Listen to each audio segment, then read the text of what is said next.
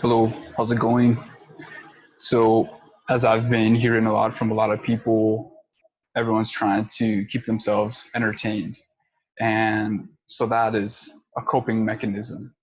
And a lot of people are doing videos. Maybe they're drinking a little bit more.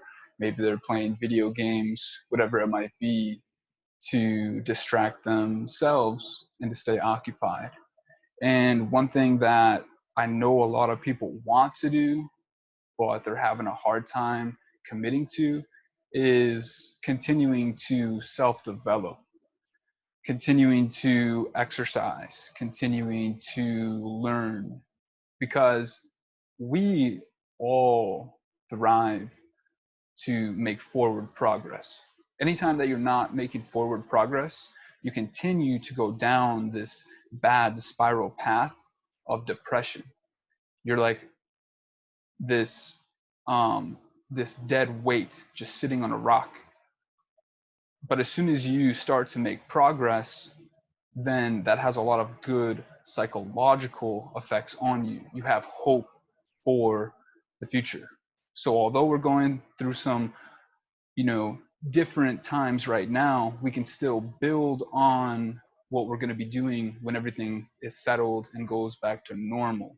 And so this is very important to have that self motivation, have a little bit of discipline to continue to do what you would have otherwise done.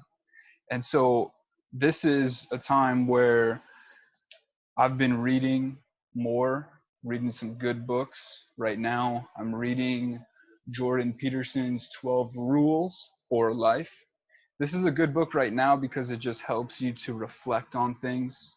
And it's a good mixture of psychology, sociology, and philosophy. And so, with all of those subjects mixed in, you can kind of go into a meditative, reflective state of mind and think about, what have you done so far in your life? And then what have you got planned for the future?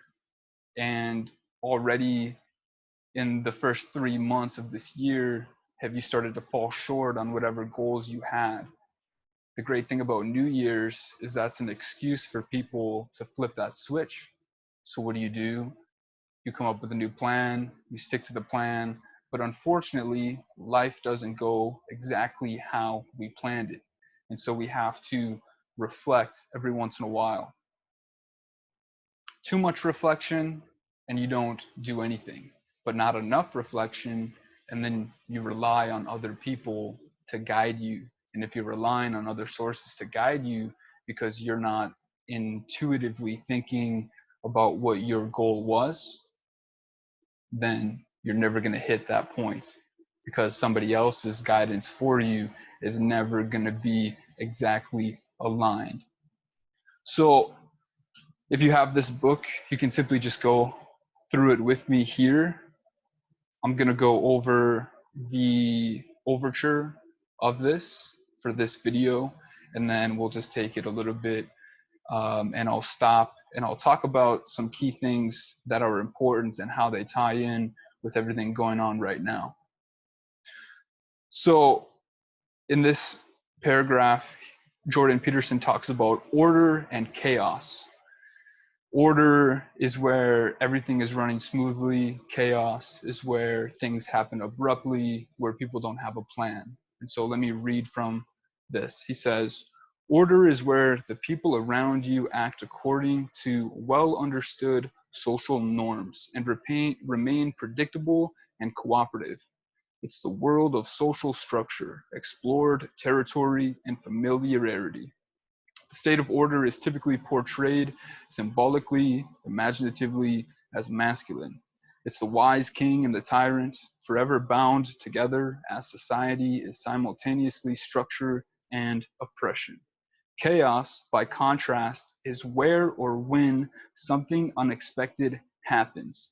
Chaos emerges in trivial form when you tell a joke at a party with people you think you know and a silent and embarrassing chill falls over the gathering.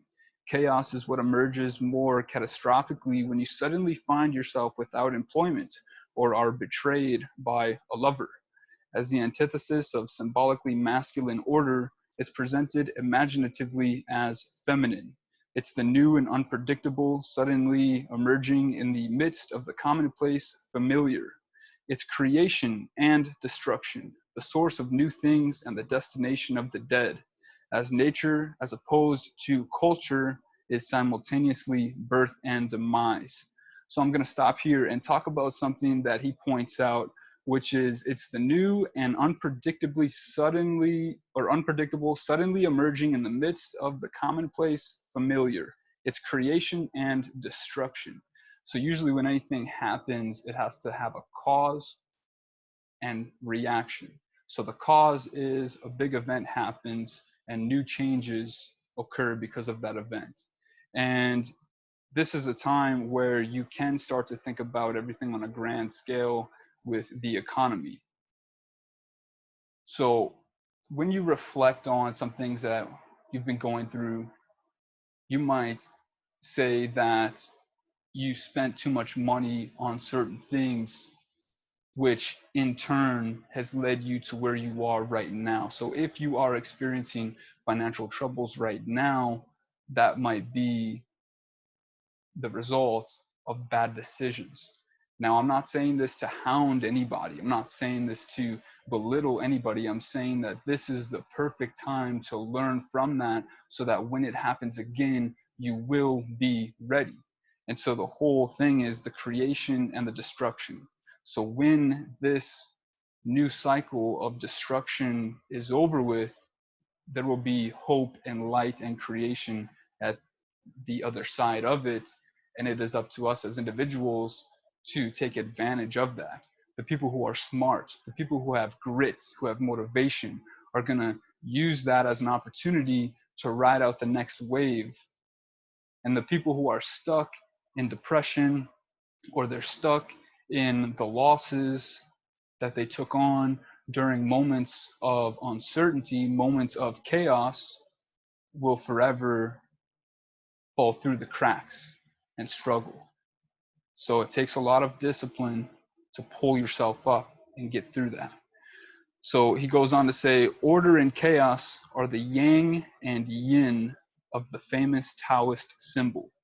Two serpents, head to tail. Order is the white masculine serpent, chaos its black feminine counterpart. The black dot in the white and the white in the black indicate the possibility of the transformation. Just when things seem secure, the unknown can loom unexpectedly and large. Conversely, just when everything seems lost, new order can emerge from catastrophe and chaos. From the Taoist, meaning is to be found on the border between the ever entwined pair. To walk that border is to stay on the path of life, the divine way. So let me stop again there and talk about this. For the Taoists, meaning is to be found on the border between the ever entwined pair. To walk that border is to stay on the path of life, the divine way.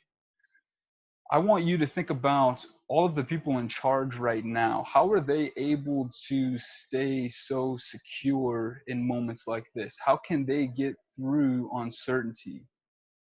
They stay on the middle, right in the middle of chaos and order.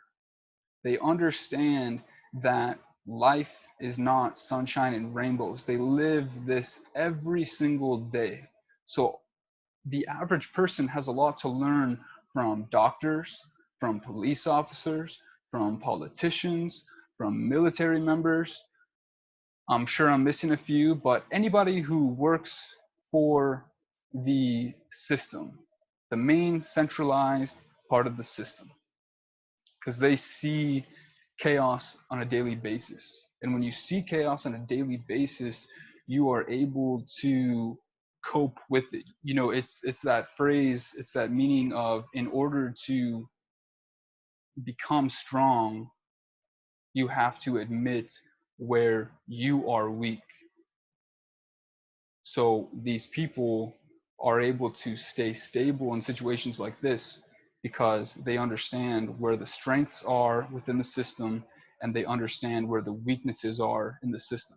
So they understand where the order is and they understand where the chaos is and they understand the potential harms if the chaos were to get out of control. And so they come up with many, many systems. They go through many simulations. They have many different plans to work on strategies for overcoming the chaos. It's it all has to go.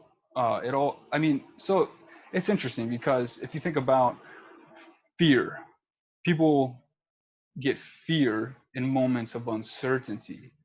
But why do they have that fear? Why do they have that anxiety? Because everybody gets anxiety when they are thinking of future events. So depression is dwelling on the past.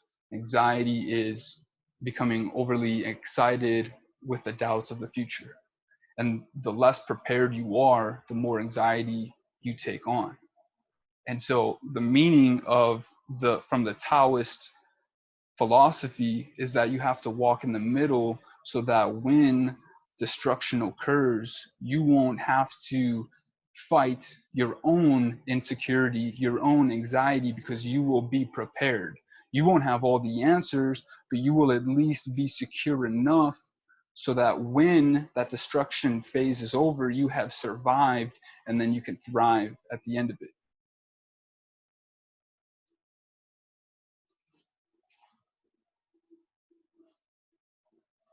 So moving on, there's more to it too. A shared cultural system stabilizes human interaction, but is also a system of value, a hierarchy of value, where some things are given priority and importance and others are not. In the absence of such a system of value, people simply cannot act. In fact, they can't even perceive, because both action and perception require a goal, and a valid goal is, by necessity, something valued. We experience much of our positive emotion in relation to goals. We are not happy, technically speaking, unless we see ourselves progressing, and the very idea of progression implies value. Worst yet is the fact that the meaning of life without positive value is not simply neutral. Because we are vulnerable and mortal, pain and anxiety are an internal part of human existence. We must have something to set against the suffering that is intrinsic to being. We must have the meaning inherent in a profound system of value, or the horror of existence rapidly becomes paramount. Then nihilism beckons with its hopelessness and despair. So, no value, no meaning. Between value systems, however, there is the possibility of conflict. We are thus eternally caught between the most diamantine rock and the hardest of places. Loss of group-centered beliefs renders life chaotic, miserable, intolerable. Presence of group-centered belief makes conflict with other groups inevitable. In the West, we have been withdrawing from our tradition, religion, and even nation-centered cultures partly to decrease the danger of group conflict, but we are increasingly falling prey to the desperation of meaningless, and that is no improvement at all. So let me stop there and reiterate important key topics of these two paragraphs. He talks about a shared cultural system that stabilizes human interaction. Right now, currently, a lot of people are torn between ignoring the government and doing what they want to do to live their own lives, go out to the beach, go out and party, and just engage in willful ignorance, hoping that everything will pass. And then the opposing side is listening to that because you see that if you do not stay at home and participate in social isolation and social distancing, then you will be contributing to the exponential growth of a virus. And so the shared cultural system stabilizes human interaction. So at this time, it's important that we all work together. Everybody is in this fight together. And it only takes a small portion of the population to screw this up. Only about 10% of people can screw this up. So in this book, he talks about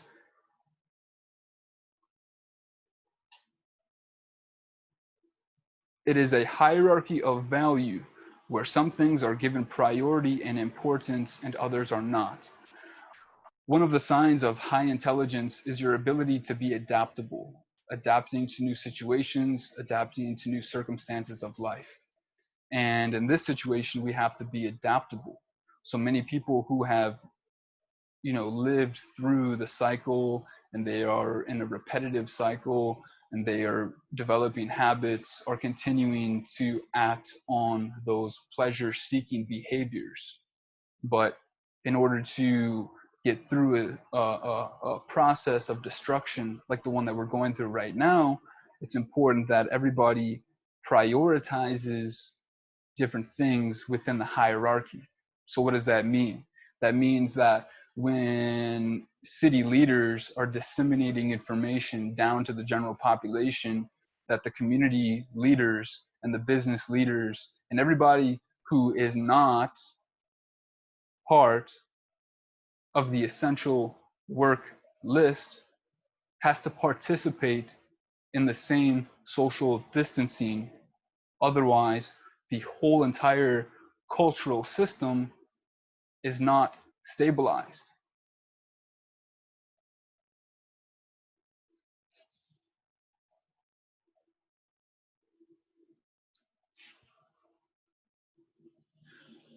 Moving on, how could the world be freed from the terrible dilemma of conflict on the one hand and psychological and social dissolution on the other? The answer was this: through the elevation and development of the individual, and through the willingness of everyone to shoulder the burden of being and to take the heroic path. We must each adopt as much responsibility as possible for individual life, society, and world. We must each tell the truth and repair what is in disrepair and break down and recreate what is old and outdated.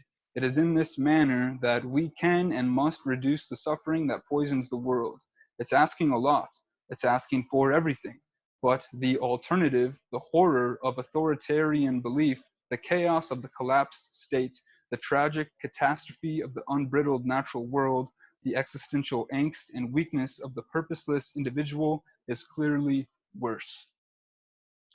So, in summary, that has to do with working on yourself in order to become more valuable to contribute to the greater cause as a whole. And right now is a time where a lot of people are becoming overwhelmed by fear and anxiety that they have taken their eye off of their own development. And so, in order to be of value at the end of it, we must continue to work on ourselves now. And I know it's difficult, but it's the best. It's the best case scenario for everybody. And this is a great excuse, actually, to be very selfish, to be very, very selfish.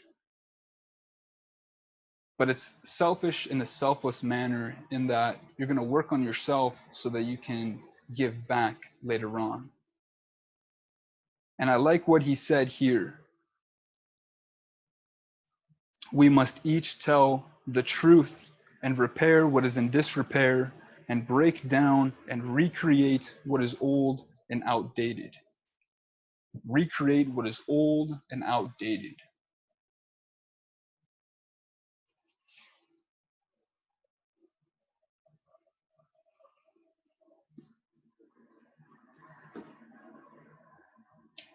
Yeah, so that's how much I'm going to do right now.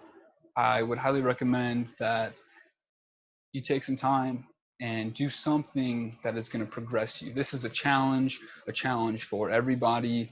And it's also a way to keep me accountable as well. Because if I know that I'm in competition with other people, then that's going to motivate me. You know, social interaction is so important in our day to day lives. The reason why a lot of us do things are because of the external motives. You know, if you think about the dating scene, a lot of actions that you partake in are based on the motivation of being attracted or appealing to certain groups of people. And I think when people go into isolation more, they don't have that that fire in them anymore. They're kind of just dwelling on all the negativity instead of looking at the positive outcomes that can come from this.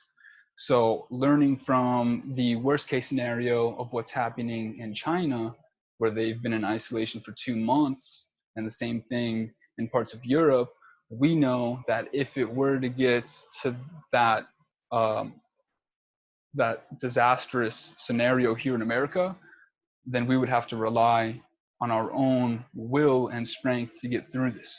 So this is a great time to start practicing really good habits